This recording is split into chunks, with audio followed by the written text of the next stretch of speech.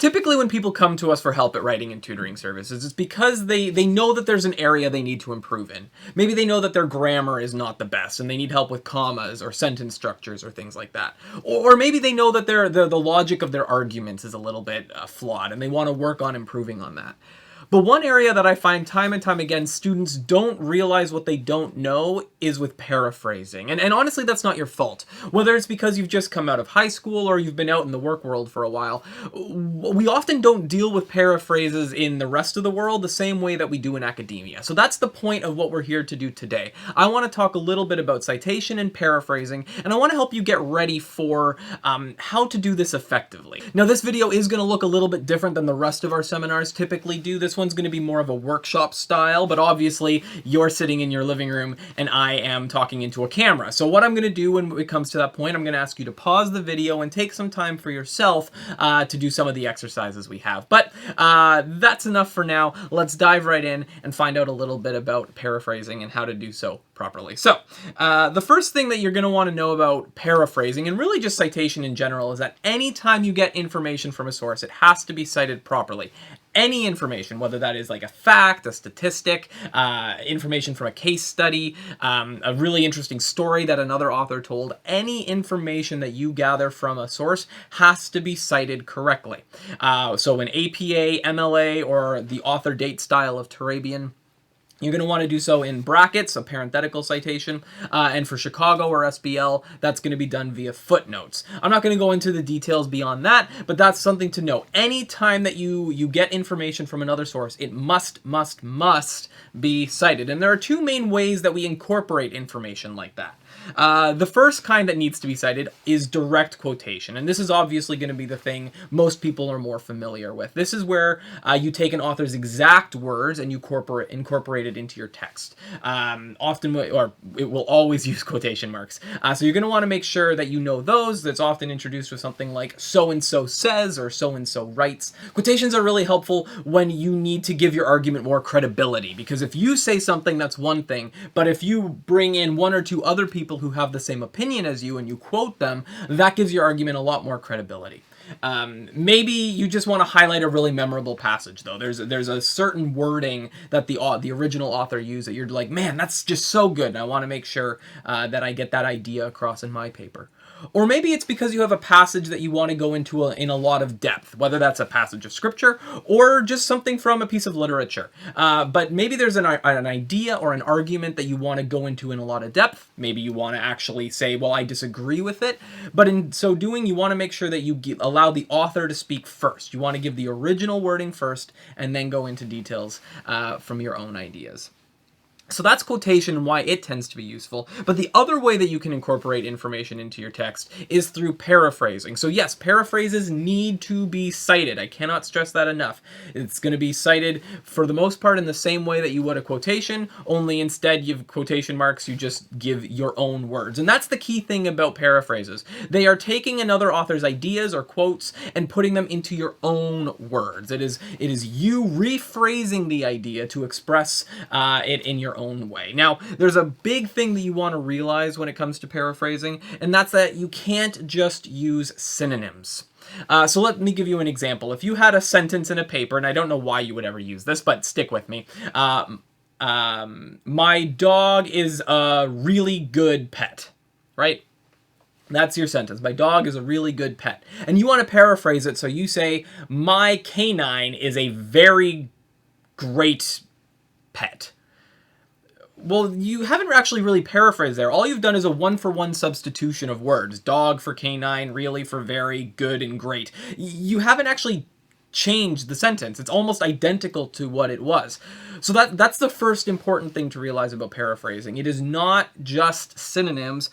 However, keep in mind that they do often use synonyms. So it's not that you can't use some of these one-for-one words on occasion, but if that's all you do, where it's like the dog, the canine, and it looks identical to an identical sentence structure, it almost looks and sounds very similar to the original sentence, but with just a few words changed out, that's not a paraphrase. That's actually plagiarism at that point. You don't want to be doing that. That's not okay. So make sure that you're doing more than just replacing one word with another. In fact, the goal should be that you have an entirely different sentence structure. Your sentence should look and sound very different from the original sentence that the author had, or the original sentences that the author had. It should be getting across, however, the same idea. So the idea remains the same, maybe the odd synonym in there, but it sounds and looks totally different from what it did originally. Now, a lot of this is abstract, and I get that. So let's actually dive in a little bit. I'm going to now send you over to the screen, and we'll be able to dive into this a little bit deeper. So, we have here a lovely little quotation that is, it's from actually Purdue OWL. If you've never used that website before, I highly recommend looking into it. It gives you a ton of information about citation styles and paraphrasing and all that kind of stuff. There's going to be a link at the bottom in a moment. But I just want to read the original source to you, and then we're going to go through these in a little bit more detail. So, students frequently overuse direct quotation in taking notes, and as a result, they overuse quotations in the final paper. Probably only 10% of your final manuscript should appear as directly quoted matter. Therefore, you should strive to limit the amount of exact transcribing of source materials while taking notes. So if that's our original source, we have now below here an illegitimate paraphrase. So this is an example of what you don't want to do. This is what we would consider a poor paraphrase. And I'm going to break it down with some of those things we talked about before. Does it have a different sentence structure, and does it overuse synonyms? So let's actually go through this, and I hopefully will begin to notice a few patterns here. So first of all, students frequently overuse versus often use too many. Those are expressing the exact same idea, and it's just different wording. One uses 2 words, one uses 4. Direct quotation and direct quotations is exactly the same. You've just added an S. Instead of making it about one, you've made it about multiple. In taking notes versus when taking notes. Again, that's not really different in terms of sentence structure. It's just getting across the same idea, but with a different preposition. And as a result, resulting in... You've used the same word result, or the same base word result, and then getting across the same idea. Just skipping a little ahead. In the final paper versus in the final research paper. I'm sorry, but just adding research doesn't make it a good paraphrase. You've just added a word. You haven't changed anything about the sentence's structure. Carrying on a little bit to the end of the paraphrase here. Therefore, you should strive to limit versus so it is important to limit. Again, you're using very similar words here. Limit's the same. Strive versus important. It's just a synonym. The amount of source material copied versus the amount of exact transcribing of source materials. That one's not as bad. Copied versus exact transcribing is probably a good use of synonyms, but the rest of the words are identical. The amount of copied, or the amount of source material. That's all the exact same there. And then finally, while taking notes. The last 3 words are identical. Now, if you see here, the sentence structure is very clearly the same. You've got the colors, as I've used them, all in the exact same locations throughout the course of the sentence. So you're not seeing a difference in the paraphrase here. It is essentially the same sentence with just a few words changed. Again, this is what we don't want to be doing. We want to make sure that we spend time changing up the sentence structure. And that's what we're going to be talking about. What does legitimate paraphrasing look like? So let's again go back to our example. Using, again, the exact same original source that we had before, but now with a legitimate paraphrase. I'll read it out. Lester observed that in research papers, students tend to quote excessively, failing to keep quoted material down to a suitable level. Students can avoid falling into this trap, he explained, by minimizing the words recorded during the note-taking stage. Now, I'm not going to ask you to pause the video, but hopefully as you heard that second paraphrase, you heard how it was different. You heard how it changed up the sentence structure, but let's actually go through it. So right off the top, we start with Lester observed that, a very good opening. And then the first thing we have is in research papers. Now, notice that one's in pink. And all of a sudden, we see our first change. In the final paper at the end is now all of a sudden at the beginning of our paraphrase. Moving on, we actually see 2 kind of things here together. Tend to quote excessively versus frequently overuse direct quotation. So yes, there's some similarities here. We're changing direct quotation to quote as a verb. So we've changed up the part of speech. It's no longer a noun, but it's a verb.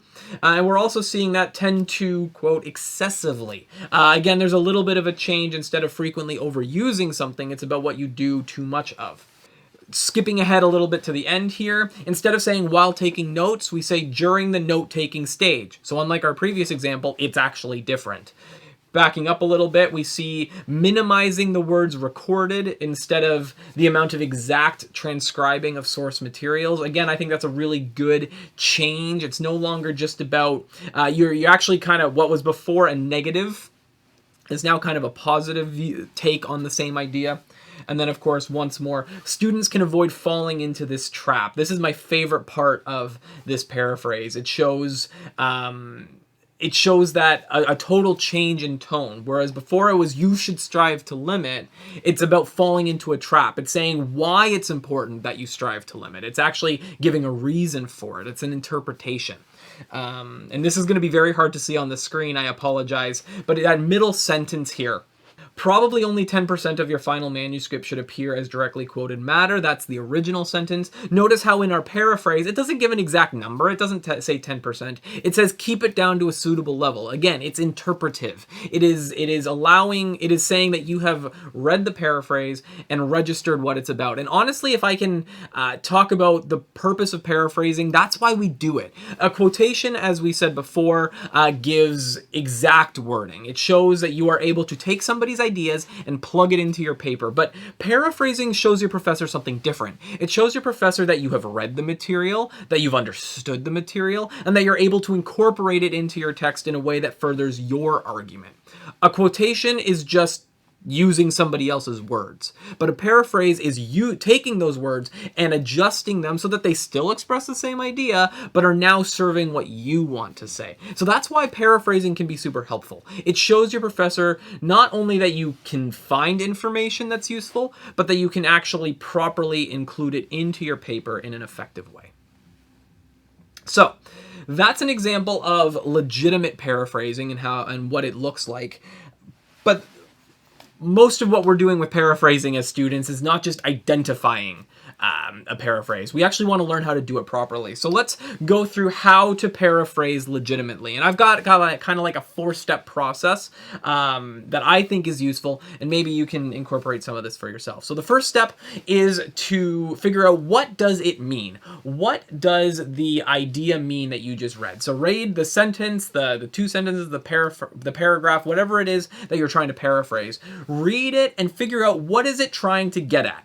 Summarize the key idea. What is it trying to express? Because again, that's what paraphrasing does. It shows your professor that you understood what the original author was getting at. So figure out, what does it mean? Second, close your book. Or if you're, reading a PDF, minimize the tab. Put it not like fully away. Maybe keep your finger in the book there so that you can access it quickly. But you want to actually remove the original source from your view for a moment. And then you're going to write a draft, or it should say write a draft paraphrase. You're going to now sit back and you're going to say, okay, this is that. I'm from memory. What is it that original source was getting at? And you're going to write down on a piece of paper the idea that original source was trying to communicate. And then you're going to go back and open the book, access the tab that you had minimized, and then you're going to compare. And you're going to compare for 2 things. You're going to compare for accuracy. So does it accurately reflect the idea that the original author was trying to say? And then you're also going to compare for similar wording. Or is it too similar? Have you used too many words? Or is it just a whole bunch of synonyms in a row? So once more, what does it mean? Close your book, write a draft, go back and compare. If you do those 4 steps, you're probably going to avoid unintentionally plagiarizing something, and it will show your professor that you have processed the information enough to incorporate it into your paper and use a source to effectively back up your argument. So that is how you write a paraphrase. Now, let's practice. And this is that workshop part I talked about at the beginning. We're going to take a moment to go through a few different exercises. So for each of these, what I'm going to ask you to do is I'm going to give you the instructions. I'm going to let you pause the video, take a moment to actually go through it in detail, and then you can pick it up, and then I can give you my answers to the things, and we can figure it out from there. So let's give this a shot. The first example is about identifying good paraphrases. So we have this original source here. Video games are gradually supplanting other forms of entertainment, most notably television programs, as the preferred form of leisure and recreation for young people. So that's the original source. And now I'm going to show on the screen 3 different potential paraphrases. So take a minute, pause the video, look at all of them, and figure out which one you think is the most effective paraphrase of the information, and then we'll come back in a moment and continue. All right, so now that you've taken a minute, let's look it over. I'm going to go ahead and say that that second paraphrase, answer B, is the most legitimate paraphrase of these things. Answer A is too much like that illegitimate paraphrase that we talked about originally. So if you look at it, video games are slowly replacing, video games are gradually supplanting. It sounds exactly the same. It's just slightly different wording. Even the end where it does change up the word order just a little bit, it's not enough to really call it a different sentence structure. B actually does that though. Instead of watching TV, which was in the middle of the original, is now at the beginning of our paraphrase. And we see a little bit of a change in the focus and the emphasis, are increasingly turning to video games for fun during their free time, as opposed to how video games are supplanting. So there's a little bit of a change in emphasis. And then answer C really isn't a paraphrase. It doesn't actually accurately reflect the original source, because there was nothing about TV ratings. So I don't know where you're getting that idea from. Maybe it's something that's your opinion. That could be your take on the issue. It could be something that you've drawn a conclusion from, that TV ratings are going down, but that's not a paraphrase. It is an interpretation of the data or an application of the data. So that's how we identify a paraphrase. Now let's go ahead and try and create one for ourselves. So I have again on the screen a sentence. This is from an article on concussions. So let's take a look at this. Again, I'm going to read it for you. Perhaps once an individual sustains a concussion, recalling different levels of specificity is increasingly difficult. Subsequently, the recalled autobiographical events for an individual who has sustained a concussion are less detailed than for an individual who has not. So that's our original source. Take again a couple minutes, pause the video, and see if you can come up with a paraphrase that effectively communicates the idea. And remember those 4 steps. What does it mean? Close your book, or in this case, turn away from your screen. Write a draft paraphrase, and then go back and compare for accuracy. So take a minute, do those 4 steps with this, and then I'll give you my sample paraphrase. All right, so hopefully you've had a chance now to come up with something you like. Let me show you what I had here. So my paraphrase, the research showed that after having a concussion, people generally had a much more difficult time remembering specific details from events from their past.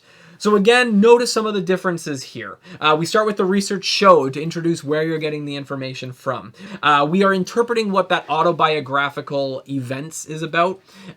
We are talking about specific details. We talked about specificity at the very beginning of the paraphrase, but now, or at the beginning of the original source, but now it's at the end of the paraphrase. So we've shifted around where the ideas are being talked about, and more importantly, we've changed up the wording so that it still expresses the same idea, but in a different way. Now, if your paraphrase doesn't look exactly the same as mine, that's okay. In fact, that's probably a good thing. It shows that you are processing the information for yourself and trying to figure out what kind of information that you wanted to highlight. But one thing, again, just to remember is you always want to make sure that the idea is still communicated in the same way. You still have the same idea, but with a different sentence structure and different, and not just a one-for-one substitution of synonyms. If you've done that, it's probably good. Unfortunately, I can't check your work like I would have in an in-person seminar, but if you have done those 3 things, you are probably on the right track for making sure that your paraphrase is effective. Now, the last exercise I want to do with you today is showing that paraphrases don't exist in a vacuum. The reality is you're not going to be just taking one sentence for one sentence when you're doing your paraphrases, but they're going to be incorporated into paragraphs and on a larger scale into the essays that you're writing throughout your time here at Tyndale or beyond. So one of the things we have to really figure out is how do you incorporate information that you read in an article or in a book or something like that? How do you incorporate it into your paragraphs effectively? How do you use the information that you're using to write good paragraphs that back up your argument? So I have here an example of a sample quotation from the original source at the top. I'll read it again. C.S. Lewis maintained that good literature for children must be good literature by adult standards, although not every good book is necessarily good for children. What I want you to do now, I'm not going to read the whole paragraph, but what I want you to do now is to take that original sentence and paraphrase it in such a way that it can fit into the paragraph that's on the screen now. So taking the beginning of the paragraph and the end of the paragraph, see if you can paraphrase the original source in such a way that it fits into the paragraph effectively. So I'll give you a moment, pause the video, remember the 4 steps, and then we'll come back again in a moment. All right, let's take this one up now. So one of the big things I want you to notice, even before we dive in, is this phrasing here. Hold on. Some argue. That's a really big deal. That's something you're going to want to be noting when you're writing. If you say that some people do this, it will often be followed up with others or other people do that. So that might be, if you didn't do that, that's totally fine, but it's something that you may want to think about when you're building your arguments. Those little transition words can be really effective in getting your ideas across. But one of the big things we're going to see here is that if some people argue this, I'm going to give you my paraphrase. Others, like famed children's author C.S. Lewis, believe that the best children's literature must also appeal to adults. Now, you will notice here that I didn't even touch on the second half of the original source. I don't talk about, although not every good book is necessarily good for children. I don't get into that because for the sake of this paragraph, what the paragraph is trying to get across, what makes quality children's entertainment, I don't need to talk about that, at least at this point, that not every good book for adults is good for children. What I care about is that if you're going to write good children's literature or good children's entertainment, if you want to bring in, say, movies and TV, you want to make sure that it also appeals to adults. That's the thing I care about, the information that I want to incorporate. So I paraphrase the first half of the sentence and incorporate it in. Notice even how it ends. Then you give a further example. So we have now taken that paraphrase and effectively incorporated it into the sentence so that you'll be able to do it, to use it to back up the argument that you are trying to make. So as you do that for your own paragraphs, obviously you won't have the beginning and the end of the paragraphs existing for you. You're going to have to build those paragraphs for yourself. But as you do that, think about what the paragraph is trying to communicate, and then incorporate your paraphrases accordingly. Use them as evidences, as examples to back up what you're trying to say. And if you can do that, it's going to get you a lot farther in terms of paraphrasing than just knowing how to do it for one sentence to one sentence. So that's really the last of the key information that I wanted to cover with you today. Just a couple of things as we wrap up here. Paraphrasing takes practice. It is something, as I mentioned at the beginning of this video, it is not something we typically do in the rest of the world. It's not something we do a lot of. We do a lot of quoting of people, but we don't paraphrase a lot of the time. So if you're going to paraphrase well, it's going to take practice. So if this is something you're worried about, if you're not really sure how to do it, honestly, practice it. Take a verse of scripture, or take a piece of your favorite novel. Take something from an article you read the other day, and take a sentence and practice paraphrase. Go through those 4 steps. So look at the original source, figure out what it means, close the book, the article, the magazine, minimize the tab, write from memory what you can remember what that means, write that draft paraphrase, and then go back to the original source and compare for accuracy and for too similar wording. And honestly, if you do that once a day with one scripture verse, with one paragraph from a novel, with one piece of an article, if you do that once a day for a few weeks, you're going to be a lot more confident in your paraphrasing. And if that's not your style, if you're like that, I don't really know where to start with that, or I want more practice, book an appointment with us at Writing and Tutoring Services. Our team would be happy to help you go through paraphrasing, try and figure out how to do it more effectively, give you some examples that you can paraphrase off of, and then go from there. And lastly, I just kind of wanted to leave you with a little checklist, some things to remember when it comes to paraphrasing. You're going to want to emphasize the same idea with different words in a different sentence structure, and then always, always, always cite it. Paraphrases have to be cited just like correct quotations or direct quotations, but you want to make sure that they are expressing the same ideas with a different wording and a different sentence structure. But that's all I have for you today. I hope you found this helpful in terms of how to paraphrase and can begin to see ways that you can incorporate your readings in class into your papers to strengthen your arguments and wow your professors with some of your understanding of the course material. As I mentioned, by all means book an appointment with us to talk about this more, but that's all the time we have for now. I wish you all the best with your paper writing and the rest of your semesters. Take care.